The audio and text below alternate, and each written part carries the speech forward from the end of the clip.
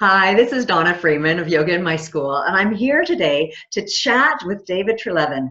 He has just written a book called Trauma Sensitive Mindfulness, and as soon as I found out about this book, I was thrilled with the topic because I do a lot of trauma sensitive work and trauma sensitive trainings in the yoga community, and I was intrigued with the description of the book, of how it was talking about leveraging the powerful benefits of mindfulness and yet minimizing the potential dangers. And that's really a huge topic for me, is how we can help people without triggering them in a trauma sensitive way.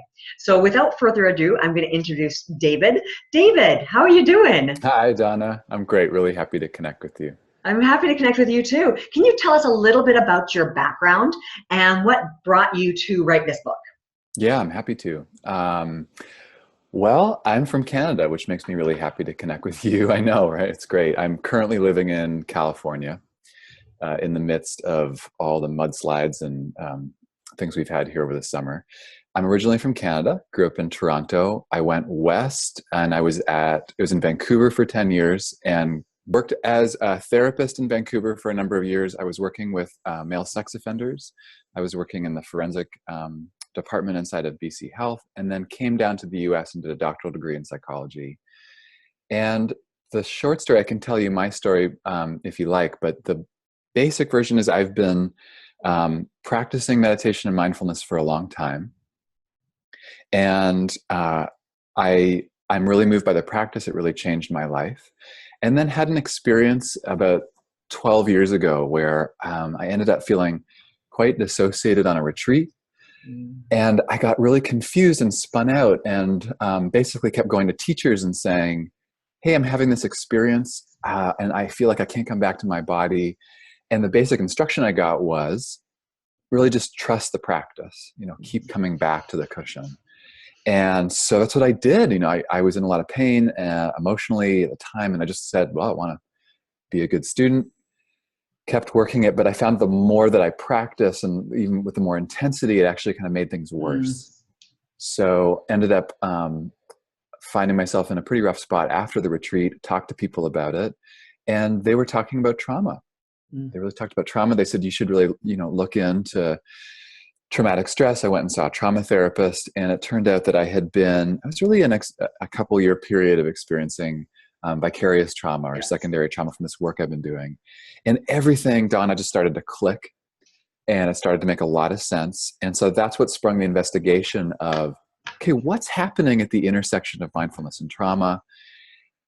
And then started talking more publicly about it, and then became a bit of a lightning rod. So people started writing me, and it turned it out, oh my gosh, there's lots of people who were struggling in silence. And last thing I'll say is I love mindfulness. I love the community. I'm a big fight for mindfulness still being a part of this growing transformative movement in schools and elsewhere. And I just want to be in a conversation about how do we do it really well. So that's the short version of how I came to the book, and then it all happened. So I'm happy to be writing about it. Yeah. Wonderful. So you were talking about how you were kind of this lightning rod and things were coming to you and people started kind of coming out of the woodwork because you were really being open about how maybe this practice, whatever was going on, wasn't being helpful to you and how you could change it in order to serve you better. So how common is it for trauma survivors to reach out to yoga and meditation? You mean inside of like when people are having an experience? Well, so let's say that you're a yoga teacher or Yeah. you're a meditation teacher and you want to share these wonderful healing practices with the world. How many people in your class are going to be trauma survivors? It's such a good question. And I think that's what makes this topic so dynamic to me, is that we never know. We actually don't know. Trauma, as folks who are watching this will know, is it's an experience that can happen outside our bodies, but what happens is it impacts us so deeply internally and we often carry this around. It's a kind of like an unseen labor that people who are trauma survivors often go through. And it's so, in my experience, it's just so painful for people that have experienced trauma that people in even their closest circles don't always know, right? The amount of suffering that they're going through on a daily basis, especially post-traumatic stress. So, and to answer your question, this is a reflection I've been in is, okay, well, so what would be the number? And on some level, I don't know. But what research tells us is that the majority of us, 90% of us, there's an international study that said, we're all going to go through a potentially overwhelming, profoundly dysregulating experience that's threatening for us, that's considered traumatic. And then there'll be about, they say, 16 to 18% of us that will develop symptoms over a longer term period of time. We can call that post-traumatic stress disorder, or it could just be symptoms of post-traumatic stress. But, the odds are that in any room where we're practicing yoga or we're practicing meditation, there will be someone in the space who has unresolved trauma. Mm-hmm. Whether the symptoms are active or not, that's something that we need to start being skilled about, and you and I can talk about that. But I think that's it. Even if there's only one person who's there, that's up to us as practitioners to say, okay, how can I be skilled and competent at what I'm offering? Yeah, I love that, right? And just kind of, I now walk into all of my classes assuming that pretty much everybody is coming in with some type of traumatic background. I don't know the degree, and I don't need to know their stories, but it's up to me to offer trauma-sensitive resources in a trauma-informed manner, so that it is a healing atmosphere rather than a triggering atmosphere. That's right. That's right. I love that you said that about what would it mean? That's such a deep shift for us to make, often to say, what if I go into this experience? Let's just expect that someone will be, instead of it being a surprise every time, which, for a lot of us, I think it is. But so that's a really big shift, and I appreciate you naming that. Yeah, exactly. All right, so let's talk about some of the ways that mindfulness and meditation can be beneficial to trauma survivors. Yeah, it's a big one. I'll say at this point, there's not a ton of research specifically looking at the intersection of mindfulness meditation and post-traumatic stress. There's been a lot of research that says, as your listeners will know, over decades now, 3 decades of research saying these mindfulness interventions help with stress. And I think a lot of us say, I know I did, I thought, well, if it helps with stress, then you think it would help with traumatic stress. And sometimes yes, and sometimes no. That's really the punchline of what I learned. But in terms of how it can help, the big punchline here is around self-regulation. That mindfulness is grounding concentration. It's creating some stability, some mental stability of self, and emotional regulation as well. Now, there's this research that says that mindfulness, that's really the what we found in terms of stress, is that it increases our ability to self-regulate. And then there's these burgeoning studies talking about the amygdala, which is known as the fire alarm in the limbic system of the brain, and that it actually it can shrink with consistent mindfulness practice. So for people that are, well, I'll back up for a second and say, trauma is often about a loss of control, as you know. It's this sense when I meet survivors, it's this feeling of, at any point, I just don't know what's going to happen. It's like I'm in the backseat of my car, or the passenger seat, and someone's driving my car, and I don't know when I'm going to be flooded with thoughts or memories or sensations, these real gut-wrenching sensations. And so meditation can help us just start to regulate our nervous systems in a bit of a different way, give us strategies to actually work in a moment-to-moment way with symptoms. And by no means is it a magic bullet, but it is one particular tool that if practiced, especially in the context of someone who's working in a trauma-informed way, can be really helpful for folks that have been feeling spun out of control for a long time. Fabulous. Well, thank you. Yeah, I know.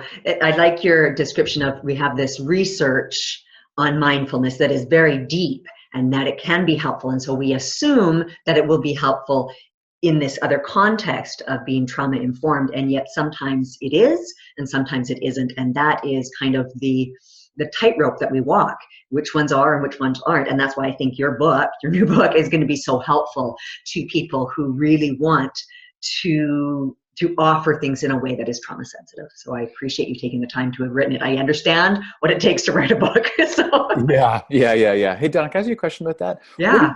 What do you think? What do you recommend when you're talking, it sounds like you've been doing trauma-informed work around yoga. And what would you say are, top one or two things? Like, what are you tracking for? And I'm happy to talk about what I'm suggesting in the book, but what are you tracking for, and what do you tell people who say, hey, I want to take on trauma-informed practice?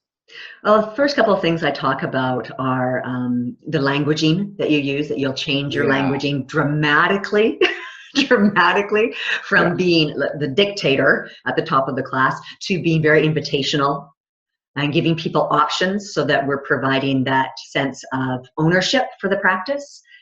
Something as simple as maybe in this meditation, you will look forward and soften your gaze, or you will turn your eyes slightly down, or if you would like to close your eyes, right? Right there, you've given them three options and they can choose their focal point for a seated meditation.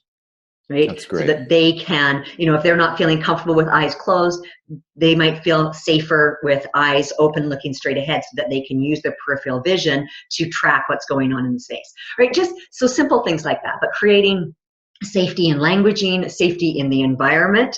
And again, that is in always asking permission for touch.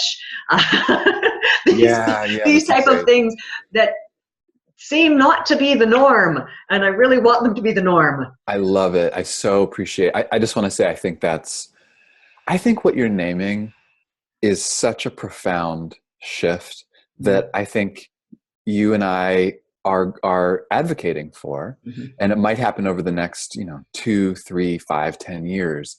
And I want to say this to folks who are listening. Part of the argument I'm making, I think it lines up with what you're saying, is to adopt trauma-informed practice isn't just a checklist. No. It's a profound path. And we can talk, trauma is so damn complex, biological, psychological, and then deep social components around oppression and power.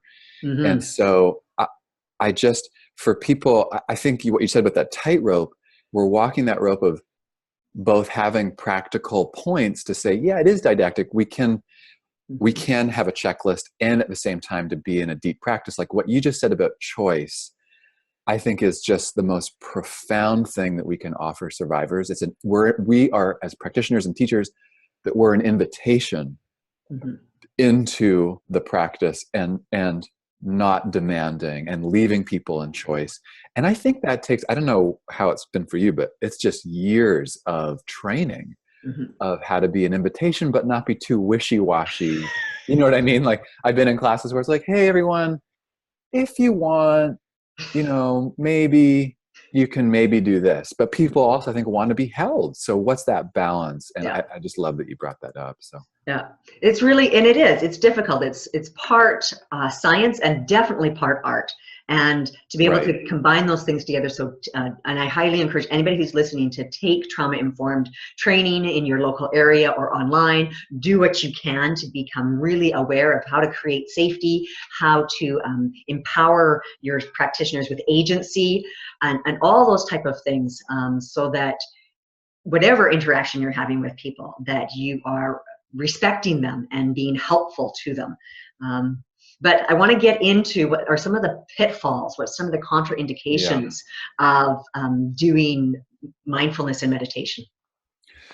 Yeah, so this is the this is the other side of the coin that I'm raising in the book, and the basic argument here is that by asking someone who is experiencing symptoms of trauma, that could be flashbacks or really dysregulating sensations, to pay consistent attention, steady, consistent attention to their body, to physical sensations, and to their moment-to-moment experience, can actually be profoundly dysregulating for people. I mean, yoga, this is what I learned, yoga, meditation are such profoundly powerful tools.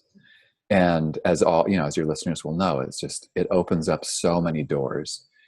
And there are times where it can be a little bit too much too fast for folks, especially when you're in a class or you're in an environment where you don't have someone tracking you closely. And so by applying basic instructions inside of yoga or inside of meditation, hey, just keep paying attention, keep going in, It doesn't, it can actually lead to symptoms like dissociation, extreme dissociation. It could exacerbate flashbacks. And at the worst, and this is for a small percentage of people, it could actually lead to re-traumatization. And again, we're talking about a smaller group, but this is us.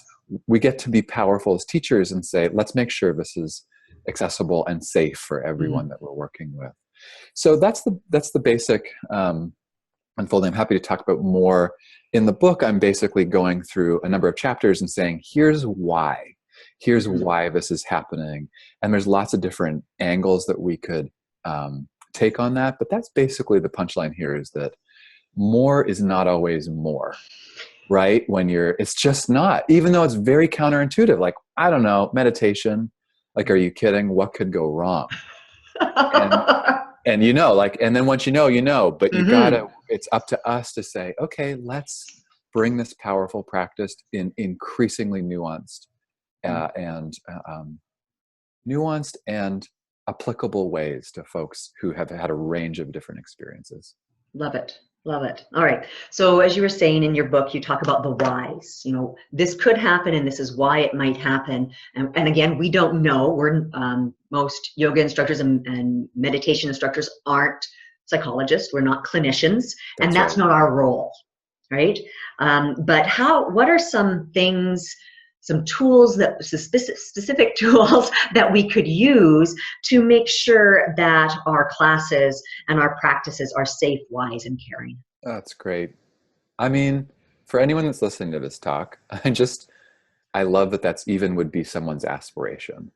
I just think that's a really powerful declaration to make as teachers and leaders. Like, we have people's lives in our hands. They're gifting us this privilege. And so I just appreciate what you said. And I think to answer that, I'll throw in my definition of trauma-informed care. I'd love to get to I really want to give folks, hey, here's some specific things that you can be doing.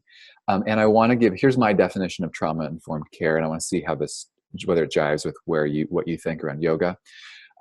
The definition I use is a 4-part definition. It's 4 R's, and it comes from the National Center for Trauma-Informed Care. I find it so useful.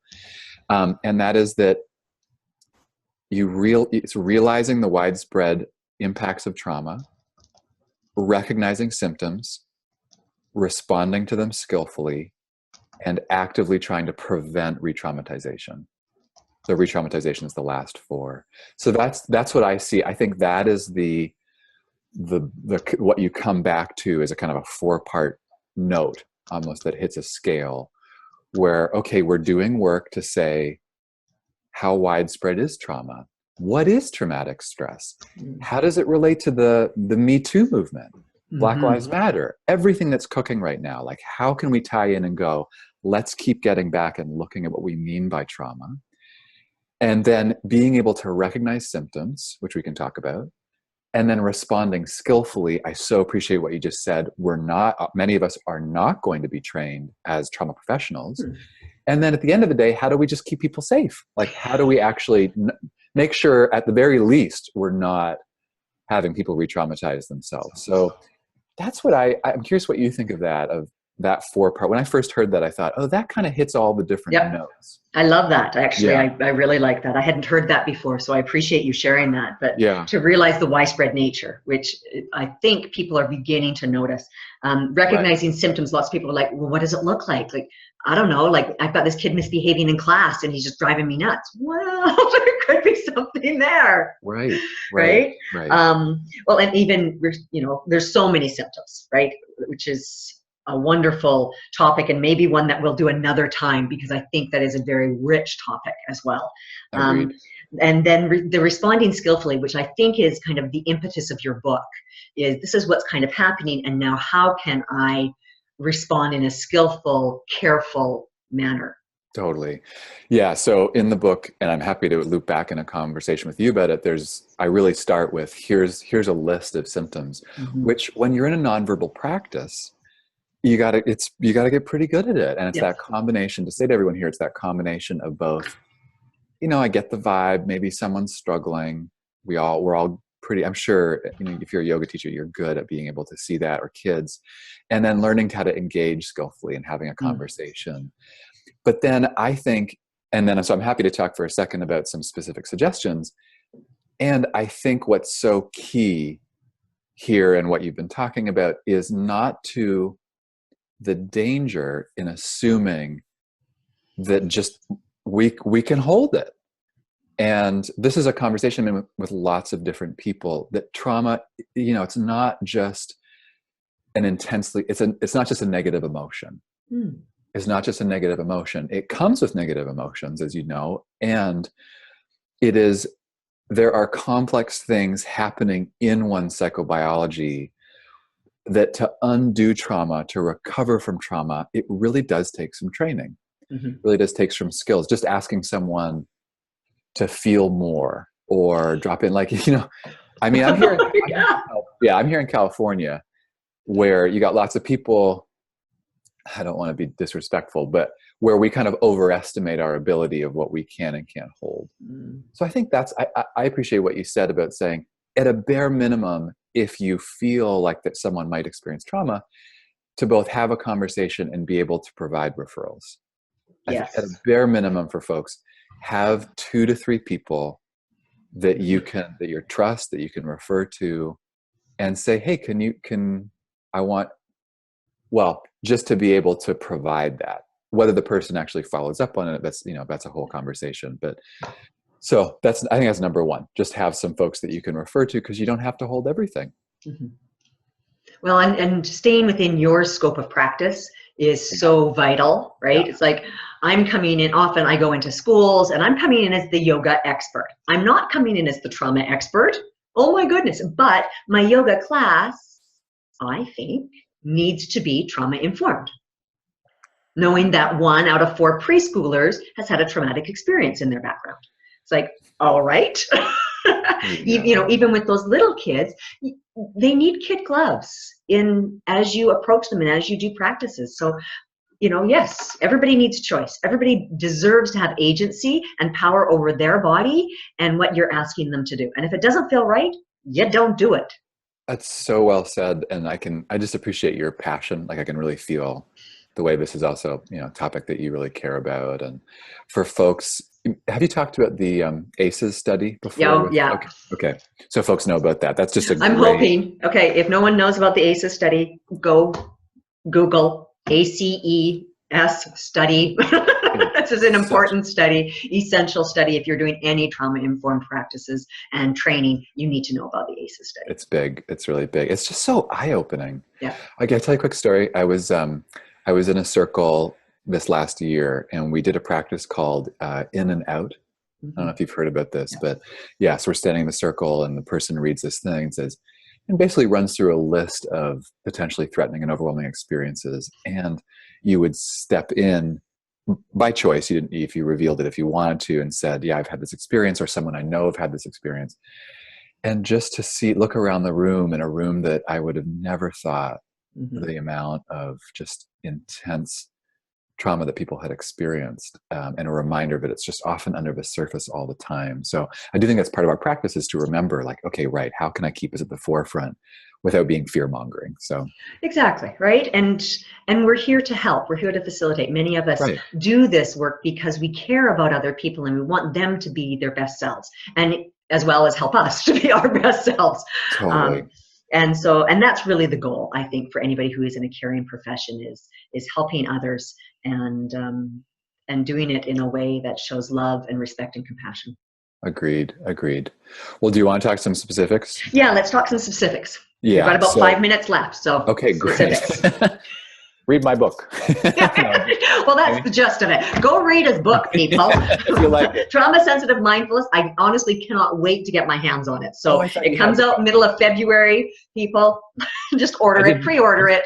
I'm so awkward at plugging, but I just want people, this is a genuine pitch. I do want it to be useful to folks who are working inside of body-based practices that require mindfulness. So this is an invitation. When you get it, other folks, please write me directly and say, do you need more of this? Or I really want it to be practical and useful. So there's 36 modifications in the back, a lot which would be they'll be common sense and familiar to a lot of different people. But there's things like how do you, oh, there's so many. I'm trying to think of a couple. So know when to take breaks. Breaks are okay. The environment is really important. Don't necessarily flip off all the lights at the same time. That's one, like, keep conscious of lighting. I think what you said about choice is huge. Leave people in choice. There's languaging around that. How we utilize relationship, I think, is key. Turn to your neighbor. If it's, depending on the class, but just have a conversation. Or we can develop relationships with students or people before a course, during it. We can screen. There's all these different strategies, which I talk about in the book, that are both practical, but again, they're not a checklist. They're not a checklist. I want to say one more thing, even though I know we're running out of time, is I am really interested in the conversation about how we think about trauma. And that trauma is not just an individual tragedy, though it can be, but it's deeply related to larger systems around us. And for all of us, and it's so different for all of us, depending on the community we're in, is to take a real close look at, all right, what's the social context I'm in? How might that be impacting, maybe you've had this conversation on the podcast, but how might this be impacting my interactions with folks around power? How might this play into their experiences of trauma and oppression? And so there's a chapter on this where I really want to engage that conversation about how do we think about social context? How do we inform ourselves?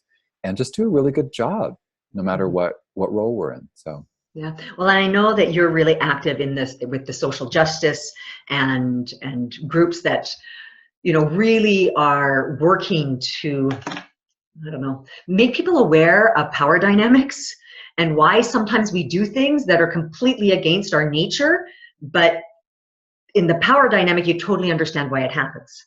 Right. Right. And you're like, whoa, yeah. How did I, oh my goodness, like I've just reverted because of the power dynamics in this situation. Yeah. And many of us are so unaware of those things in just our day-to-day activities. Having people over for dinner, there are power dynamics in that. Right? Oh yeah, I include myself in that. No, it is just constant work. I mean, I'll say as a white man, just being shaped over and over to think of myself as the norm. Like, oh, I'm centered in rooms. And so how to break that up after this many years of being trained into thinking, oh, this is just how it is, but to actually start breaking up and really looking at, oh, how is privilege playing out in the room? How would this impact my relationship with students, clients, folks that I'm working with? And that is so intimately woven with a lot of forms of interpersonal trauma. We can't escape it. Like the news that is happening right now is so live in this conversation, whether it's the speech around this, I was thinking of Oprah's speech at the Golden Globes, where she's just bringing in, like, that being an organizing moment that's just saying, hey, everyone, we need to look at this. There's lots of examples of good organizing here, but yeah, that is a huge topic and one that's so rich. And I hope people begin not just to open their eyes about the pervasiveness of trauma, but how the power dynamics in their social environment impact them and everyone that's around them, and how we can, because our eyes are open, that we can institute change in that. It's big. It's really big work. That's good stuff. Work. Yeah. All right. So if you're looking for more information, definitely visit davidtreleaven.com, and you'll learn all about David and his work and the organizations that he partners with, and his book. Definitely visit online. Any of your favorite booksellers, you'll be able to find it. I know Amazon, Barnes & Noble, and others are carrying it. It comes out middle of February, correct? It does, February 13th, day before Valentine's Day. So. Awesome. Well, David, it's been wonderful chatting with you. Thank you very much for taking some time out of your busy life. Thanks, Donna. It's really great to be with you. All right. Take care. You too.